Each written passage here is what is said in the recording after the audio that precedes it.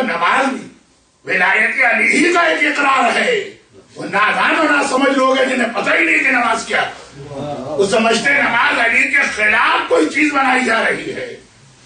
نادان دوست دانا دشمن سے زیادہ خطرناک ہوتے ہیں. ایک بار کسی نے مجھ سے کہا کہ نماز کے اندر ہی اللہم صلی علی محمد و آل محمد ہم نے مان لیا کہ اس میں سارے آل محمد آ گئے, اہل بیت آ گئے تشہد میں.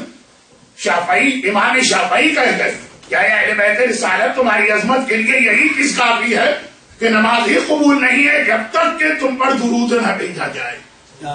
مگر اب ہمارے ایک تو وہ گروہ جو زبردستی تشہد کے اندر اپنی طرف سے کوئی اضافہ کرنا چاہ رہا, جب ان سے کہا جاتا ہے آلریڈی تشہد میں جملہ موجود اور اس طرح سے موجود ہے کہ سارا عالم اسلام پڑھ رہا, آپ کو کیا مزہ آتا کہ مسلمانوں کو آپ اس اسٹیج پہ لے جائیں کہ جہاں وہ درود بھی نماز سے نکال دیں گے, انہیں کوئی اس میں اعتراض نہیں ہوگا.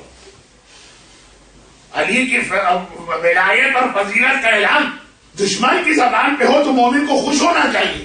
کہا لیکن اس کے اندر علی تو ہے نہیں, آل محمد ہے. آل محمد تو پھر آل محمد کسے کہتے ہیں؟ آل محمد اولاد. پہلی بات تو یہ آل محمد کے معنی اولاد تو اردو میں ہوں, نماز عربی میں, درود عربی میں.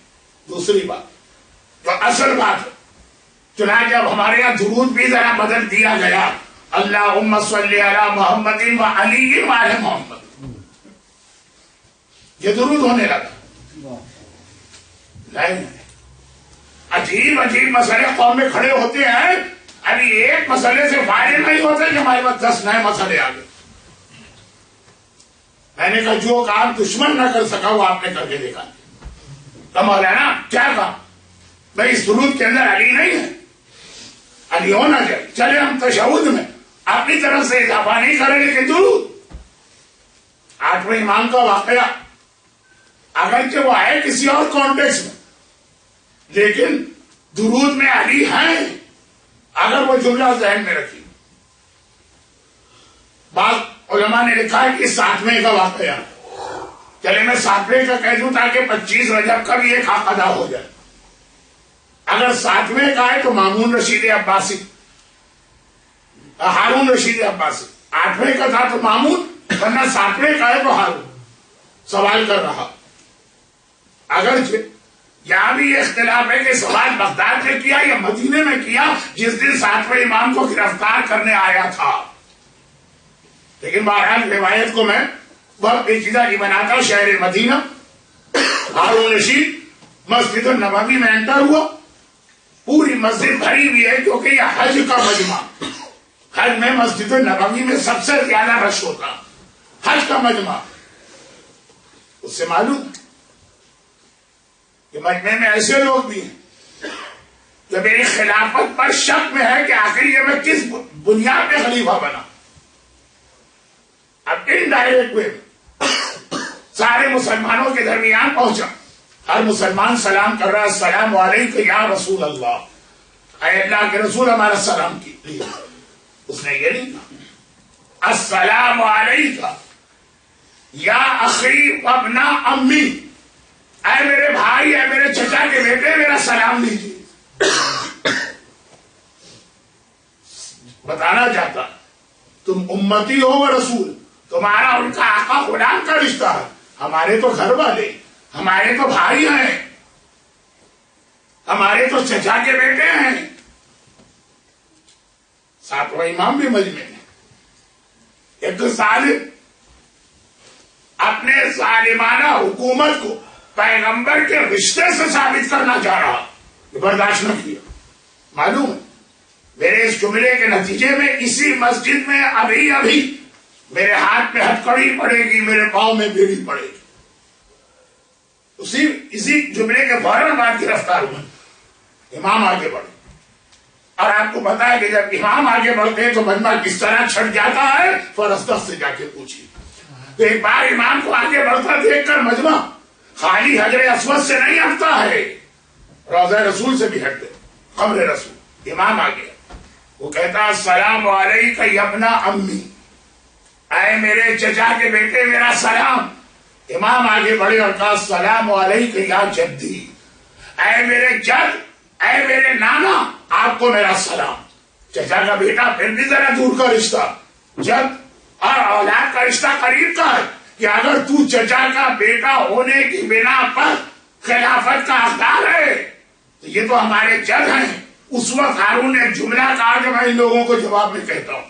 ہارون نے ایک مرتبہ کہا آپ لوگ بھی کیسی باتیں کرتے، رسول اللہ کے دو چچا تھے، ایک عباس تھے وہ میرے بزرگ، ایک ابو طالب تھے وہ آپ کے بزرگ، دو چچا، ایک کی اولاد میں آپ ہیں، ایک کی اولاد میں ہوں، فرق کیا ہے؟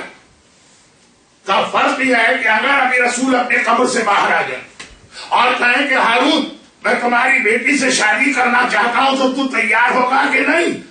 طلب کے کہا کہ اس سے بڑی میری فضیلت کیا ہوگی؟ رسول میری بیٹی کا رشتہ لے، اس سے بڑی میری فضیلت کیا ہے؟ مجھے دنیا اور آخرت کی سب سے بڑی نعمت مل گئی۔ کہا بھئی یہی فرق ہے تو نے بتا دیا۔ رسول قبر سے نکل کے تیری بیٹی کا رشتہ مانگ سکتے ہیں، ہماری بیٹی کا رشتہ نہیں مانگ سکتے، اس لیے کہ ہماری بیٹی خود رسول کی بیٹی ہے، ہماری بیٹیاں رسول پہ حرام ہے، رسول ہماری بیٹیوں پہ حرام۔ فرق یہی ہو گئے، ایک ہی خون۔ ایک مرتبہ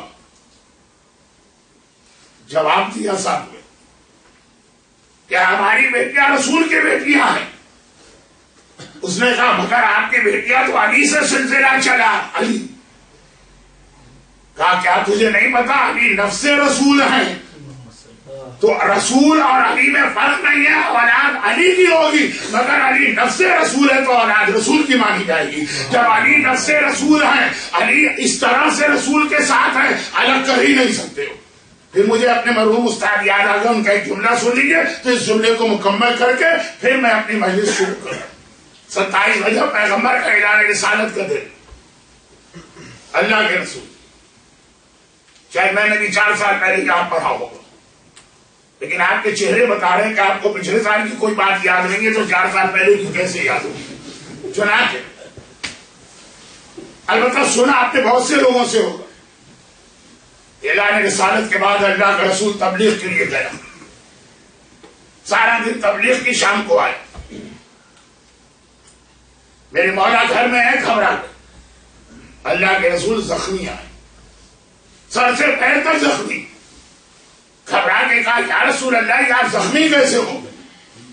کہا عرب کے لوگوں نے اپنے بچوں کو میرے پیچھے لگا دیا، اپنی عورتوں، راستے میں کانٹے بچھائے، چھت پر سے کوڑا پھینکا گیا اور یہ بچے چھوٹے چھوٹے راستے میں پتھر مار رہے۔ اعلان رسالت، تبلیغ رسالت، میرے مولا نے سنا، مرتبہ کھڑک کے کہا کہ یا رسول اللہ میں نے کل دعوت ذی الشیرہ میں وعدہ کیا تھا آپ کی مدد کروں گا، یہ کیسی مدد ہے کہ میرے ہوتے ہوئے آج زخمی ہو گئے، کل علی آپ کے ساتھ چلے۔ اگلے دن بچے پھر تیار، ایسی چیزوں میں، ایسی ایکٹیویٹیز میں بچوں کو بڑا مزہ آتا۔ عام حالات میں ماں باپ ڈانٹتے ہیں، یہاں تو ماں باپ خود اکسا رہے ہیں کہ بیٹا اچھی طریقے سے پتھر مار کے آؤ، بہت جوش کے ساتھ آئے۔ یہ پرانا زمانہ جب آئی فون اور آئی پیڈ نہیں تھے، ورنہ آج کل بچوں کے پاس ٹائم کہاں ہے اس قسم کی بچے پتھر لے کے کھڑے۔ ایک بار دیکھا کہ اللہ کے رسول آئے، پتھر پھینکنا چاہے، میرے مولا نے کھجور کی گٹلیوں سے سارے بچوں کو بھگا دیا۔ میں واقعے کی تفصیل میں ٹائم کی وجہ سے نہیں جا رہا ہوں، ہر ایک نے سنا ہوا بھی، میں تو صرف یہ بتا رہا ہوں کہ اللہم صلی علی محمد وعلی وآل محمد کہنے والا دشمنان اہل بیت کی کتنی بڑی سازش کو کامیاب کر رہا ہے، یہ سمجھ کر کہ میں علی کا حق ادا کر رہا ہوں۔ ایسے بہت تماشے ہماری قوم میں ہو رہے ہیں، کبھی تفصیل سے وقت ملا لمبی گفتگو کا، یعنی مسلسل 3-4 دن تو یہ باتیں آ سکتی۔ اب میرے مرحوم استاد ایک جملہ کہتے ہیں، کل بھی رسالت عید مبعث 27 رجب اعلان رسالت کی تاریخ تبلیغ کے لیے گئی اور آج بھی گئی۔ کل رسالت گئی تھی تو زخمی ہو کے آئی تھی، آج رسالت تبلیغ کے لیے گئی تو جس طرح گئی اسی انداز سے اسی شان کے ساتھ واپس آئی۔ کل اور آج میں فرق کیا؟ توحید تو کل بھی تھی اور توحید آج بھی ہے، رسالت کل بھی تھی، رسالت آج بھی ہے، قرآن کل بھی تھا، قرآن آج بھی ہے، لا الہ الا اللہ کل بھی تھا، لا الہ الا اللہ آج بھی ہے، محمد رسول اللہ کل بھی تھا، محمد رسول اللہ آج بھی ہے، ملائکہ کل بھی تھے، ملائکہ آج بھی ہے، جبرائیل محافظ کل بھی تھے، آج بھی ہے، کل سب کچھ تھے، پھر بھی رسالت زخمی، اور آج وہی رسالت محفوظ ہے۔ کا فرق صرف یہ کہ کل سب کچھ تھا، لا الہ الا اللہ تھا، محمد رسول اللہ تھا، علی ولی اللہ نہ تھا تو رسالت زخمی ہو گئی، آج علی ولی اللہ ہے، رسالت محفوظ ہوئی، لیکن نہیں کل بھی علی ولی اللہ تھا۔ اگر علی گھر میں بیٹھے ہیں تو کیا علی ولی اللہ نہ رہے؟ زمین پہ رہے کہ آسمان پہ رہے، گھر میں رہے کہ قبر میں رہے، علی ہر جگہ ولی ہے۔ فرق ایک تھا، کل بھی علی ولی اللہ تھا، آج بھی علی ولی اللہ ہے۔ کل علی ولی اللہ اور محمد رسول اللہ میں فاصلہ تھا، محمد رسول اللہ بازاروں میں تھا، علی ولی اللہ گھر میں تھا تو رسالت زخمی ہو گئی۔ آج علی ولی اللہ بلا فصل آ گیا تو رسالت بچ گئی۔ رسالت کو بچانا ہے تو علی ولی اللہ کو بلا فصل ماننا پڑے گا۔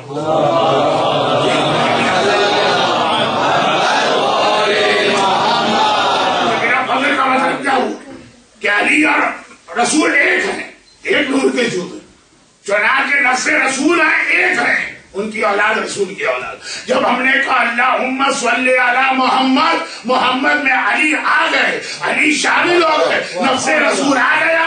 جس نے علی کو الگ کیا وہ تو گویا یہ ثابت کرنا چاہ رہا ہے محمد الگ ہوتے ہیں، علی الگ ہوتے ہیں، اور جس نے صرف ایک محمد کہا اس نے یہ ثابت کیا علی محمد کا جز ہے، علی محمد کا حصہ ہے، علی محمد کا حصہ ہے۔ جب محمد کہو گے علی خود بخود آ جائے گا۔